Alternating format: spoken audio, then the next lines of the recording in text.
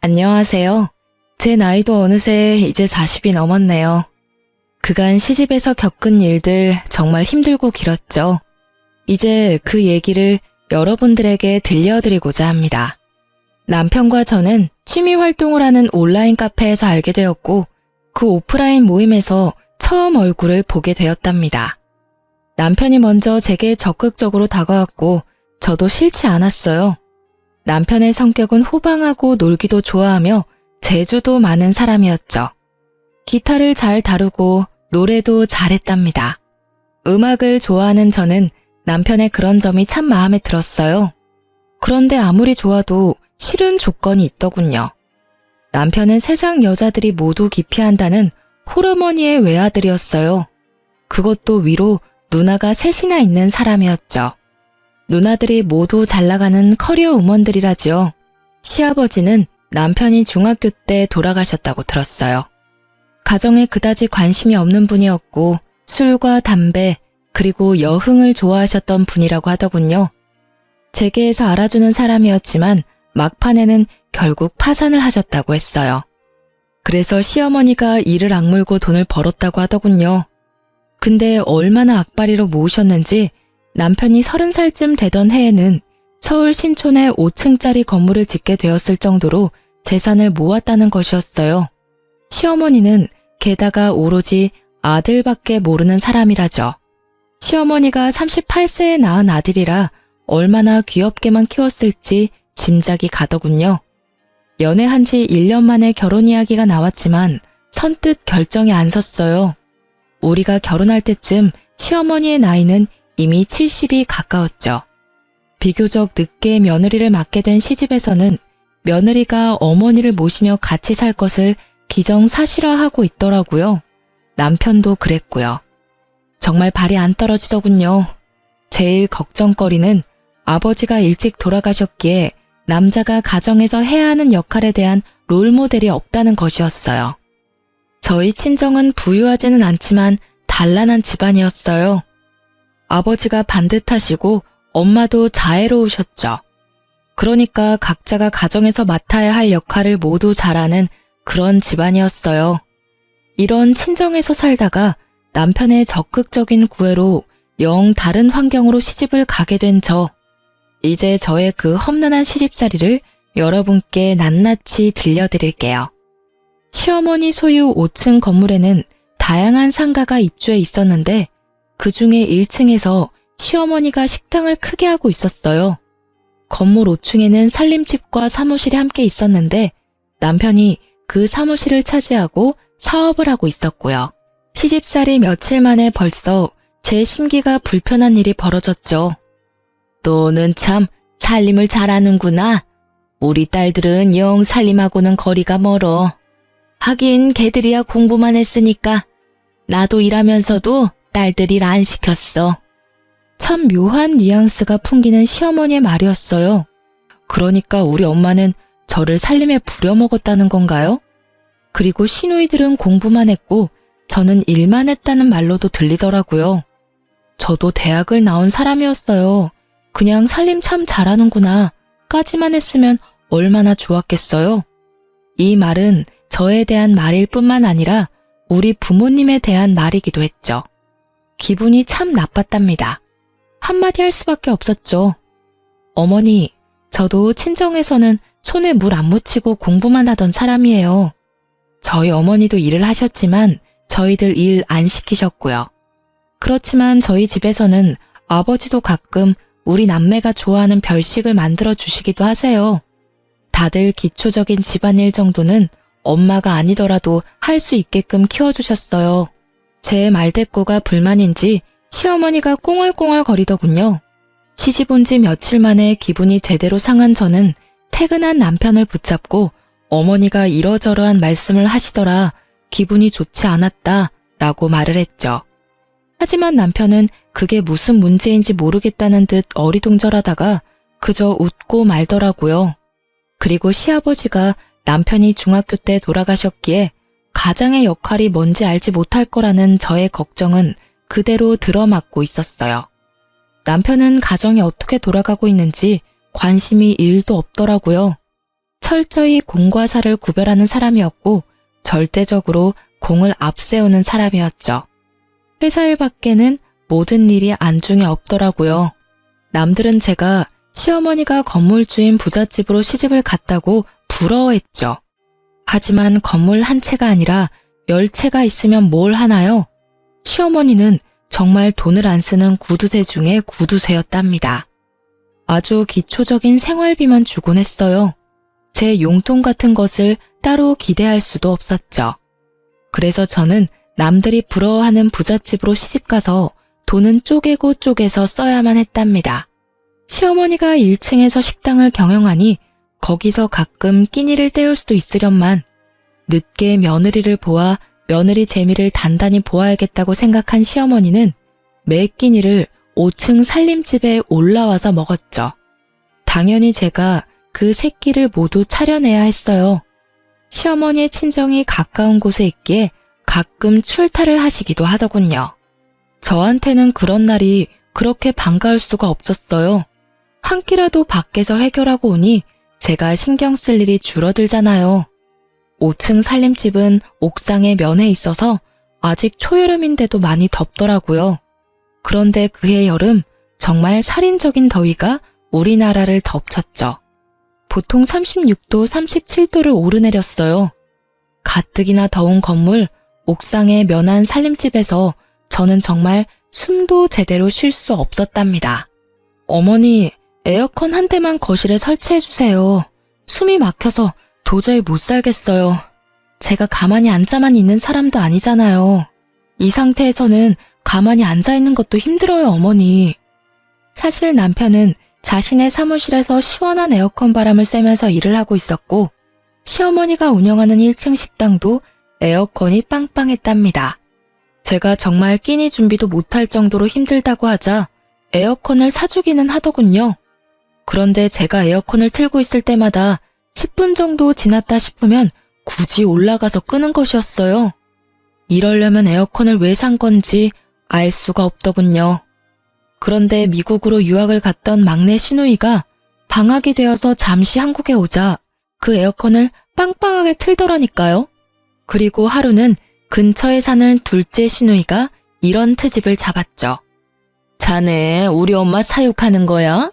먹을 것만 주면 되는 강아지인 줄 알아? 근처에 사는 둘째 시누이는 자주 집에 들러서 제 살림에 깊숙이 관여하고 있었어요.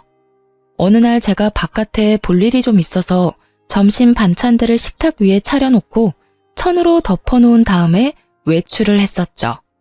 밥만 덜고 국만 데우면 먹을 수 있도록 차려놓은 것이었어요. 둘째 시누이가 그것을 보더니 사육이니 뭐니 하는 따위에 말 같지도 않은 말을 내뱉더라고요. 형님, 어머님 식사하실 때 반드시 중전마마 수라상 지키는 상공처럼 꼭 누가 있어야 되는 건가요? 형님도 형님 시댁에서는 맏며느리라면서요. 그런데 분가에서 사시잖아요. 시집에 가서 일주일만 하루 세끼 꼬박 해드려 보세요. 그러고 나서 말씀하세요. 그렇게 시누이와 제가 말도 안 되는 일로 말다툼을 하게 되었답니다. 시누이가 손윗사람한테 버르장머리 없이 말대꾸를 했다고 어디서 배운 버릇이냐고 했고 시어머니도 옆에서 거들더군요.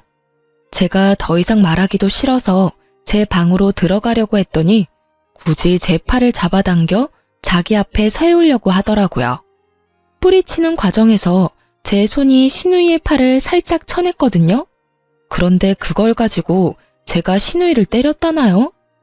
아, 정말 시월드라는 게 이런 거였나요? 마음속에서 못 살겠다, 아니 안 살 거야 소리가 하루에도 몇 번씩 들리곤 했어요. 어느 날 살림집 바로 옆 사무실에서 일을 하고 있던 남편이 낮에 잠시 집으로 들어왔더라고요. 남편을 붙잡고 정식으로 말을 했죠. 누나를 드나들지 못하게 막아달라고요.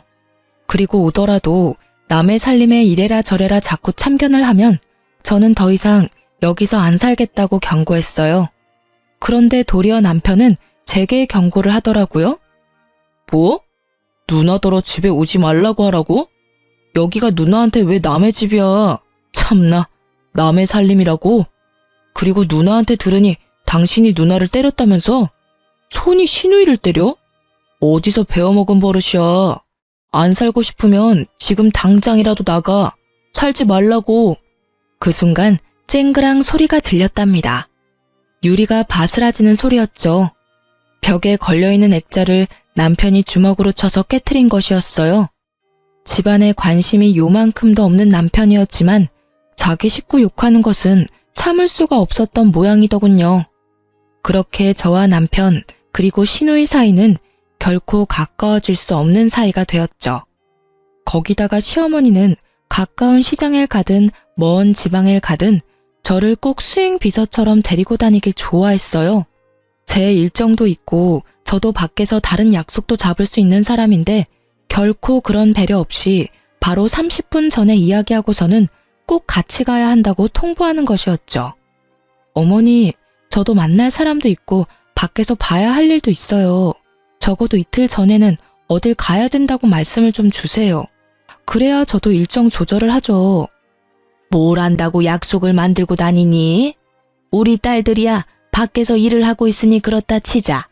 너는 집에만 들어앉아 있으면서 밖에서 할 일이 뭐가 있어? 뿐만 아니라 시어머니는 이미 결혼을 한 아들의 속옷까지 여전히 직접 챙기더군요. 아침에 출근을 할 때는 이거 입혀라 저거 입혀라 하면서 남편의 옷을 골라주는 일에까지 여전히 손을 떼지 않고 있었어요.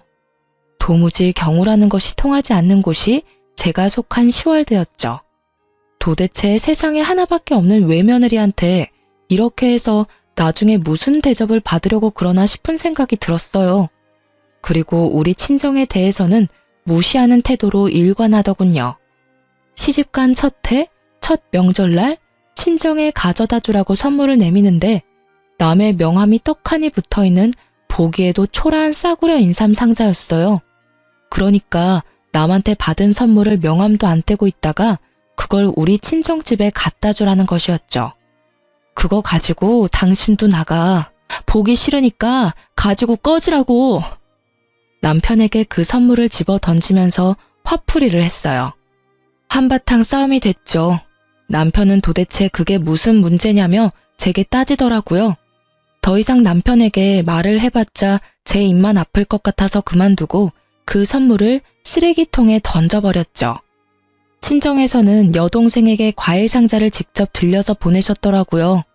여동생이 저와 한 해 차이로 결혼을 했는데 바로 아이가 들어서서 배가 많이 부른 상태였어요. 하지만 앉으라는 말 한마디, 차 한 잔 대접이 없더군요.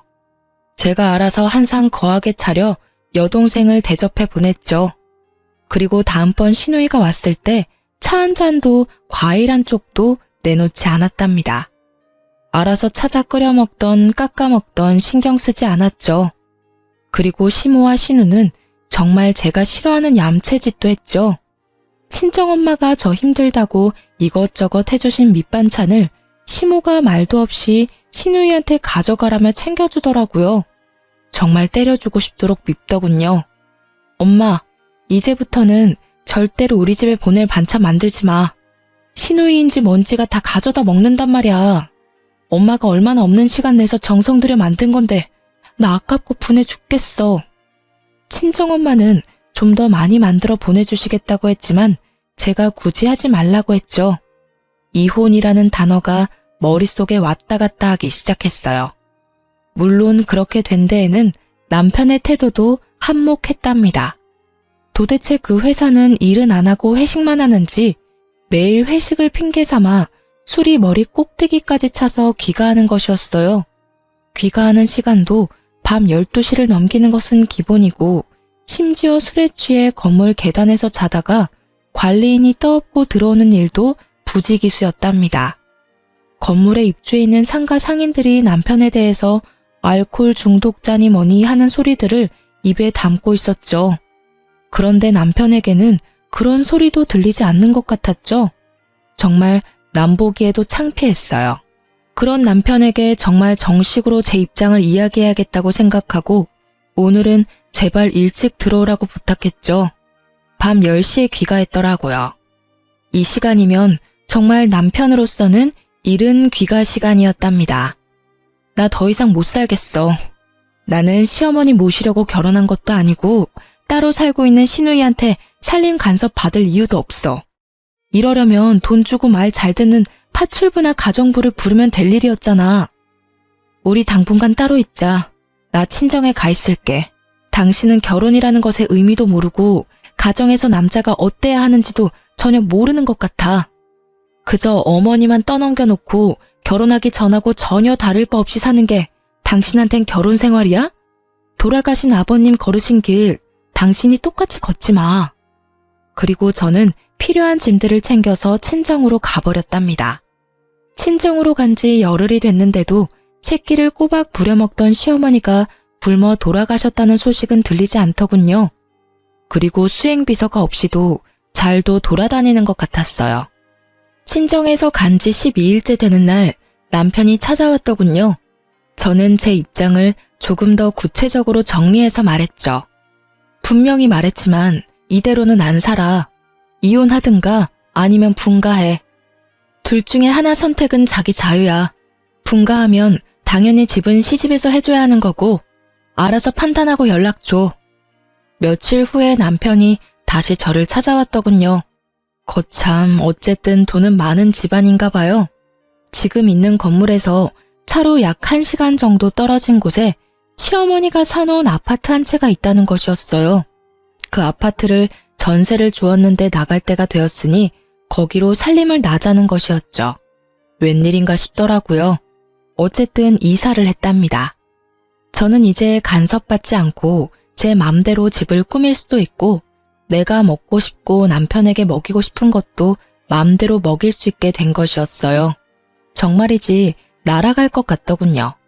친구들을 불러서 간소하게 집들이도 했죠. 그런데 정말 의외로 시누이가 이사 비용이라면서 봉투를 하나 내밀더군요. 그렇지만 열어보고 정말 화가 나지 않을 수 없었어요. 돈도 잘 번다는 사람이 준 봉투에 달랑 5만 원이 들어있었답니다. 누가 이사 비용 달라고 했나요? 차라리 주질 말던가요. 박박 찢어버리고 싶더라고요.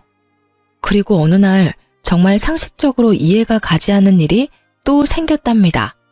시어머니의 새끼 밥을 다 해서 남편 출근길에 도시락으로 싸서 보내라는 것이었어요. 길을 막고 물어봐. 분가한 며느리가 시어머니 새끼 도시락을 싸서 보내는 게 경우에 맞는지 말이야. 그리고 어머니 연로하셨다곤 하지만 건강하게 일하고 계시잖아. 나 없을 때는 도대체 어떻게 먹고 살았어? 자기가 밥 해먹고 살았을 리도 없고 어머니가 식사 정도는 해결하셨을 거 아니야. 그리고 식당을 하시니 웬만한 건 거기서 해결하실 수도 있잖아. 나는 그렇게는 못하니까 가서 싫다고 전해드려. 시누이들한테 전화가 돌아가면서 오기 시작하더라고요. 도시락 싸서 보내라고요.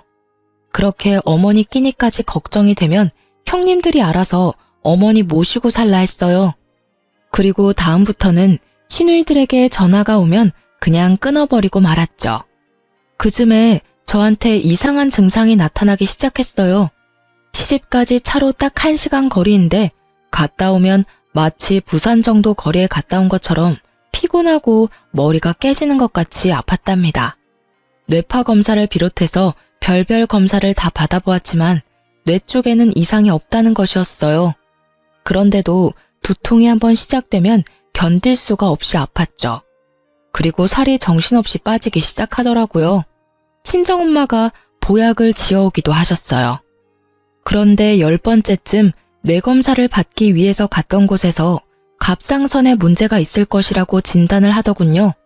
검사를 해보니 아니나 다를까 갑상선 기능 항진증이라고 하는 것이었어요. 모든 신진대사가 보통 사람보다 너무 원활하게 이루어진다는 것이었죠.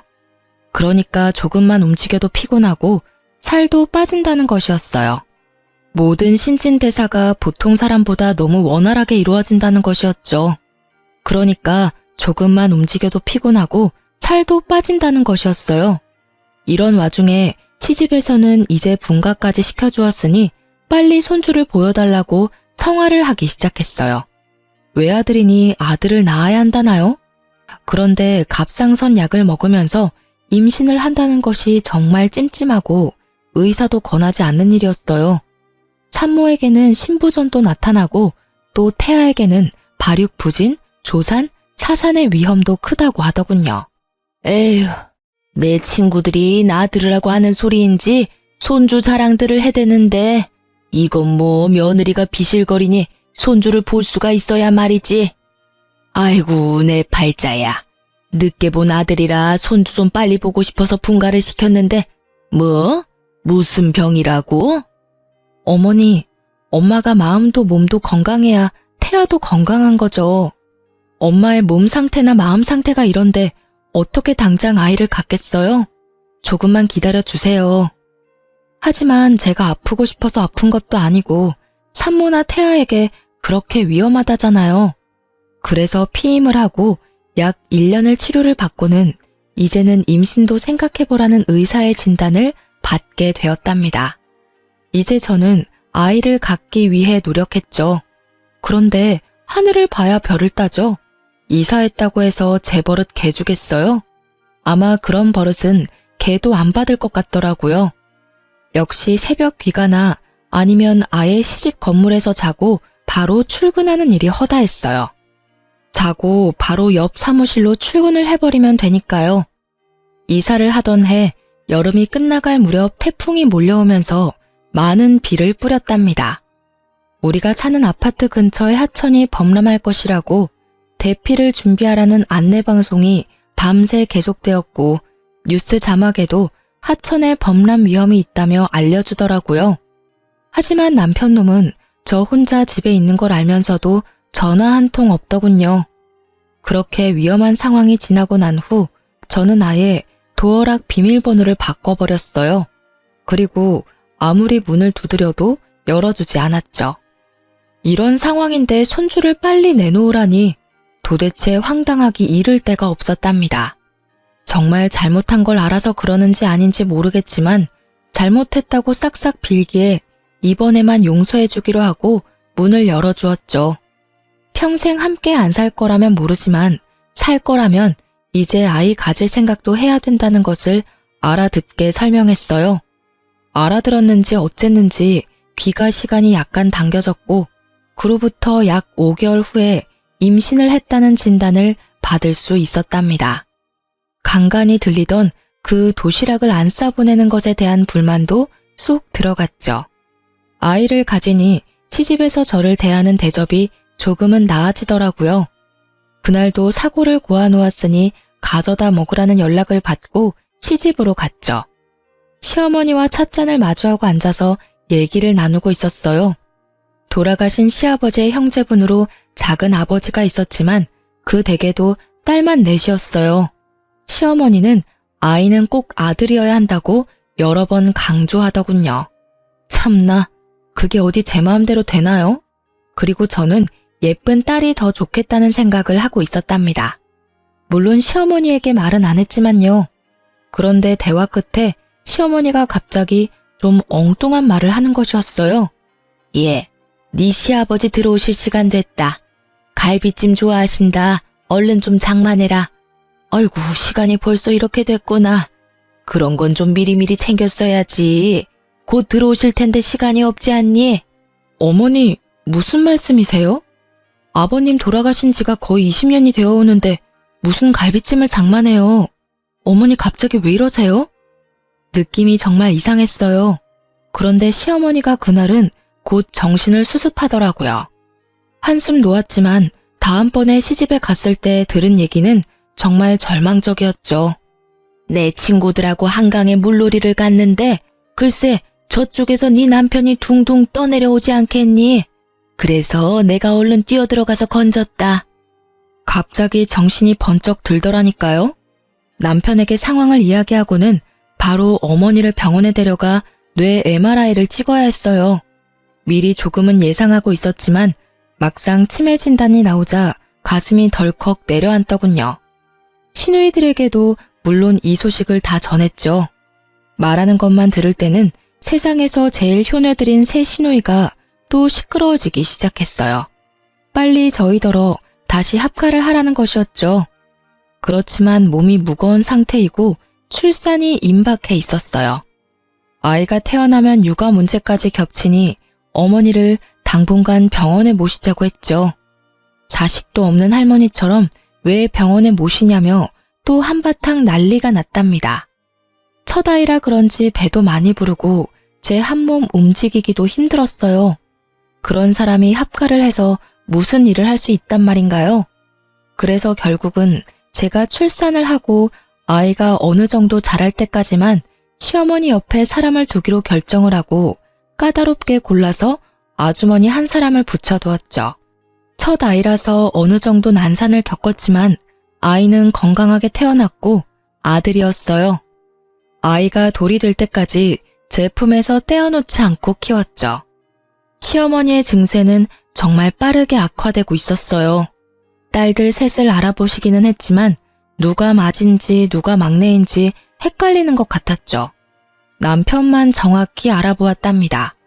저더러는 웬 아줌마가 우리 집에 와서 뭘 훔쳐가려고 한다고 소리소리 지르는 바람에 소동이 벌어지기도 했었어요.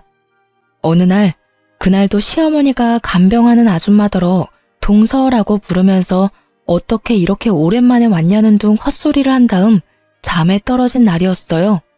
가만히 시어머니의 얼굴을 바라보았답니다. 50대 초반에 혼자가 되어서 오로지 자식들만 보고 돈을 버는데 인생을 바친 사람이었죠. 같은 여자의 입장으로 볼 때 정말 안 된 사람이었어요. 그리고 이제는 누가 보기에도 살만하고 며느리의 손자까지 보았는데 그만 치매에 걸린 거잖아요. 시집와서 단 한순간도 저에게 살가운 적이 없었던 시어머니였지만요. 그런데 그날은 시어머니에 대한 동정심으로 마음이 정말 착잡했답니다. 집에 와서 곰곰이 생각을 해보았죠. 시누이들은 지금도 남편더러 빨리 합가해서 저에게 간병을 맞지 않는다고 궁시렁거리고 때로는 노골적으로 불만을 표하곤 했죠. 시어머니를 아무래도 내가 돌봐야겠다 생각이 들다가도 마치 시누이를 시키는 대로 하는 것 같이 비치는 게 너무 싫었어요.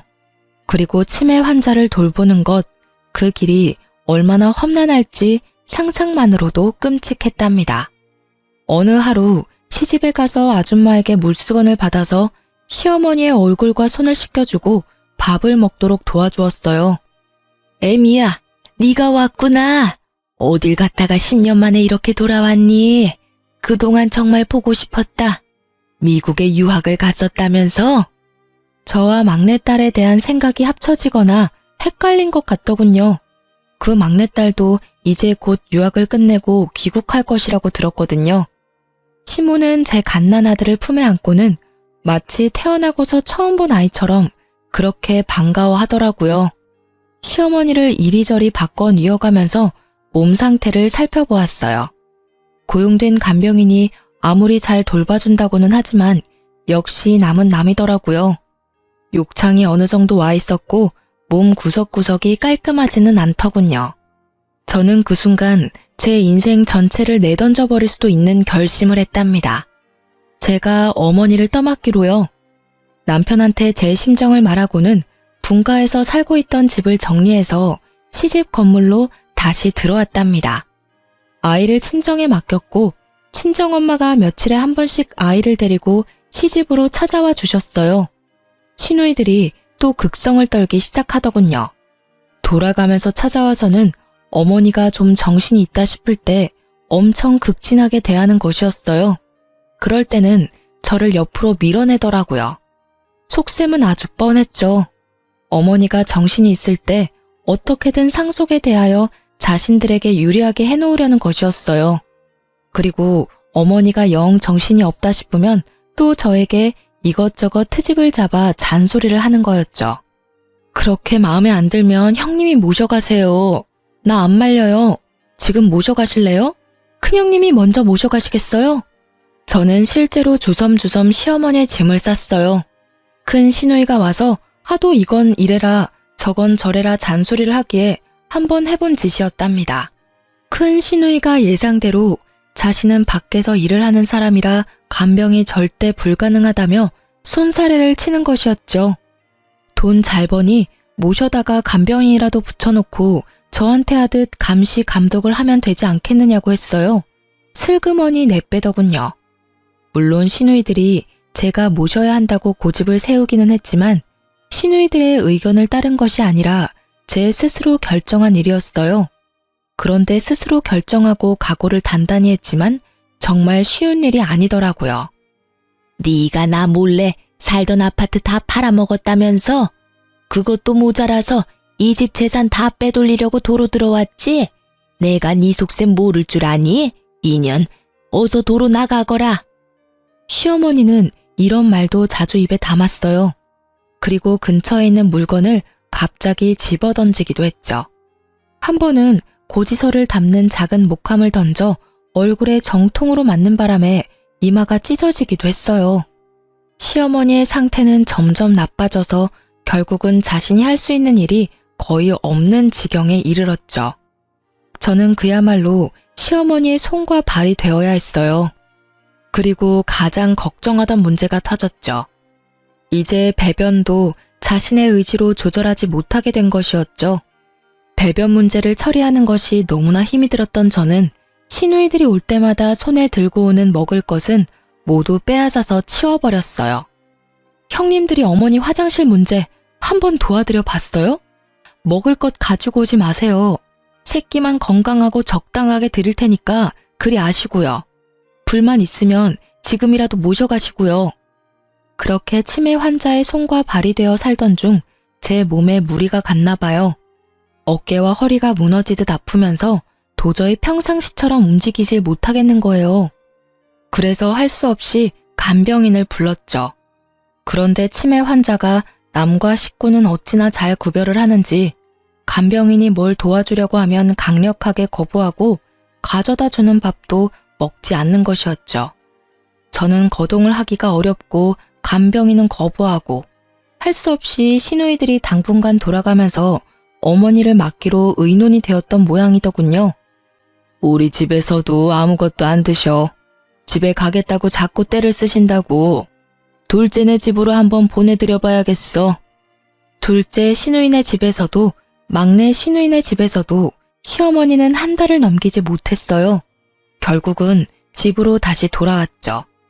제가 온몸에 파스를 덕지덕지 붙이고 다시 시어머니를 돌보기 시작했어요. 정말 제가 전생에 죄를 많이 지었나 보다 생각이 될 정도로 힘든 나날이 흘러갔어요. 그러던 어느 날 어머니가 바깥 나들이를 하고 싶다고 하더라고요. 치매 환자를 데리고 바깥 나들이를 하는 일, 그것도 쉽지 않은 일이었죠. 어쨌든 옷을 제대로 입혀주고 휠체어에 태워서 밖으로 데리고 나갔어요.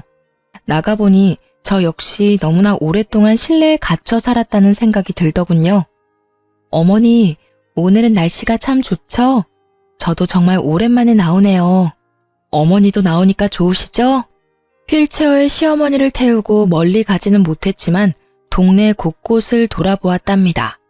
시어머니는 밖에 나가더니 무슨 생각에서인지 동네에 있는 한 가게로 한사코 가자는 것이었어요. 거기서 아이들이나 먹는 군것질거리들을 한아름 사더군요. 군것질거리들도 모두 불량식품이라고 기피하는 것들이 대부분이었고요. 그렇게 많이 군것질거리들을 사더니 몇 개만 빼고는 모두 제게 건네주더군요. 이거 네 시누이들 오면 주지 말고 너만 먹어라. 이거 아주 비싸고 맛있는 거야. 네 남편도 주지 말고 너만 숨겨놓고 먹어. 갑자기 눈물이 핑 돌았답니다. 치매 환자가 정신이 없는 상태에서 한 말이었지만 시어머니가 제게 해준 가장 살가운 말이었어요. 알았어요, 어머니. 숨겨놓고 저만 먹을게요. 어머니 것도 여기 따로 챙겨놓을 테니 아무도 주지 마시고 어머니만 드세요. 시어머니가 아이처럼 좋아하더군요. 그리고 상태는 점점 안 좋아지고 있었지만 일주일에 한 번 정도 친정엄마가 데리고 오는 손자는 정확하게 알아보았답니다. 그리고 제 아이를 보면 거의 울먹이면서 반가워하곤 했죠. 어느새 시어머니는 제게 조금씩 살가워지고 있었고 저는 시간이 갈수록 나빠지는 시어머니 상태에 동정심을 지나서 마치 우리 엄마가 어디가 아픈 듯 마음 한구석이 아파오기 시작했답니다. 남편 없이 오로지 자식들만 보고 악착같이 돈을 벌며 살았던 어머니였지만 자식들은 정말 아무 소용이 없더군요. 하루 24시간을 꼬박 같이 어머니에게 매여서 제 생활은 없었어요. 남편 놈은 여전히 예전과 똑같이 어머니만 저한테 맡겨놓은 채 아들로도 남편으로도 그리고 아버지로서도 아무짝에도 쓸모가 없었죠. 그렇게 모진 세월이 흘렀답니다. 시누이들이 자주 들르긴 했지만 오락가락하는 어머니를 붙잡고 이젠 아주 노골적으로 상속에 대한 이야기를 입에 담더군요. 상속 문제에 대해서는 남편도 적극적으로 끼어들었죠. 제 눈에는 모두 아무짝에도 쓸모없는 사람들로 보였어요.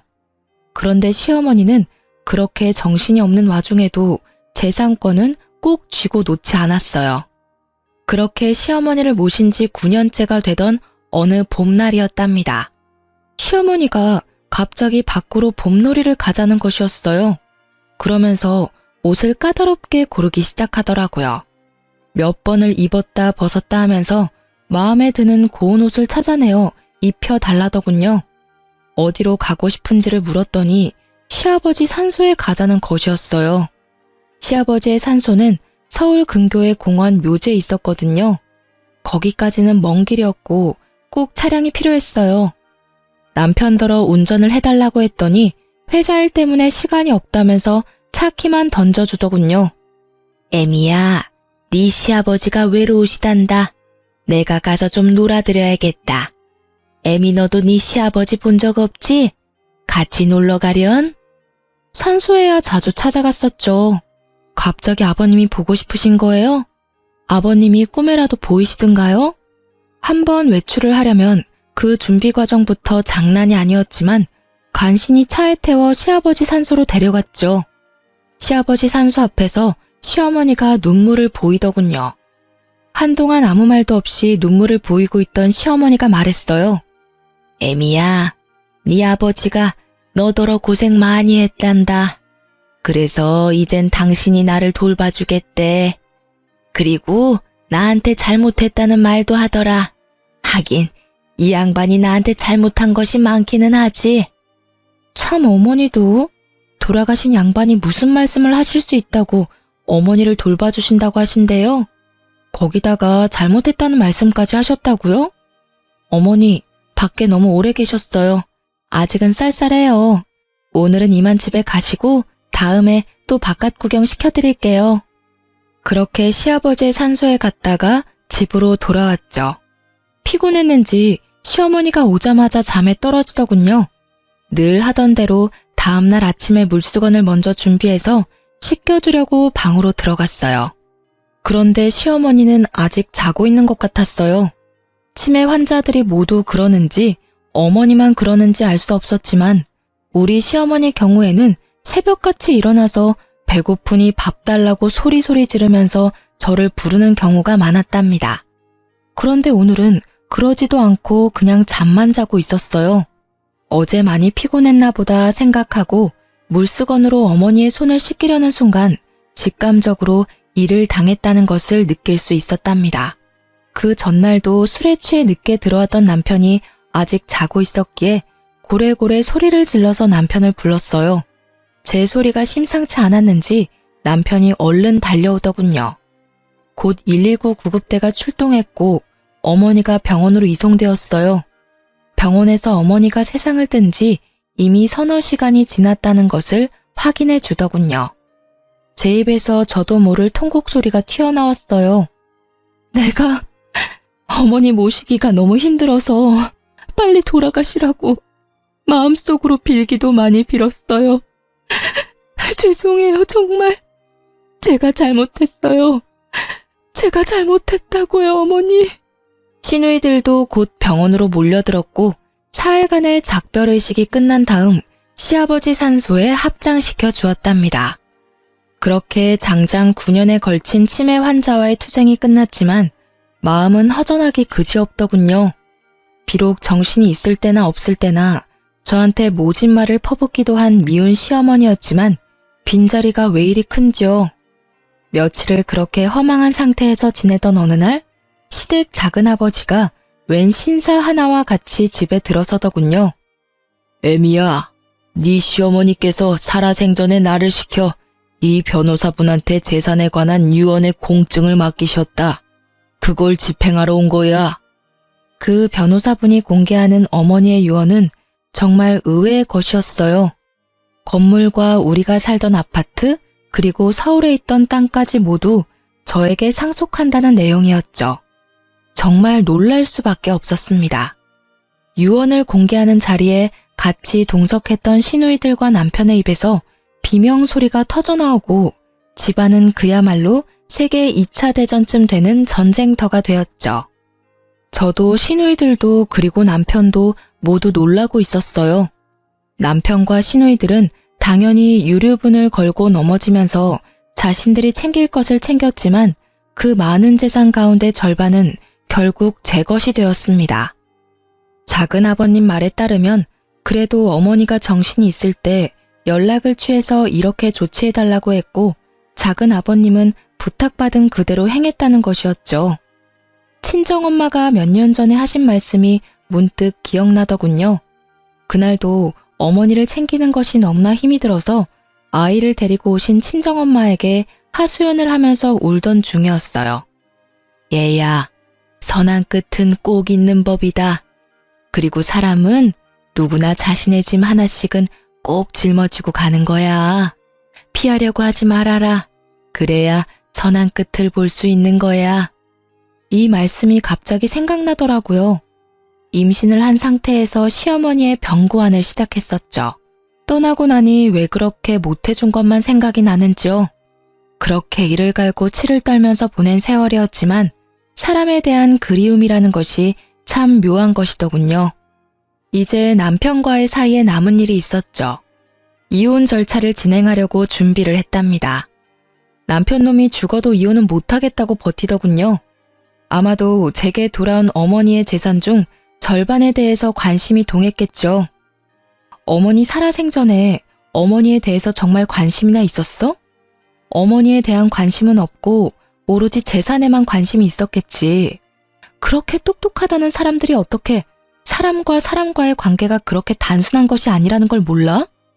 부모든 남이든 자기한테 유리한 것만 취하려는 것이 인간관계야?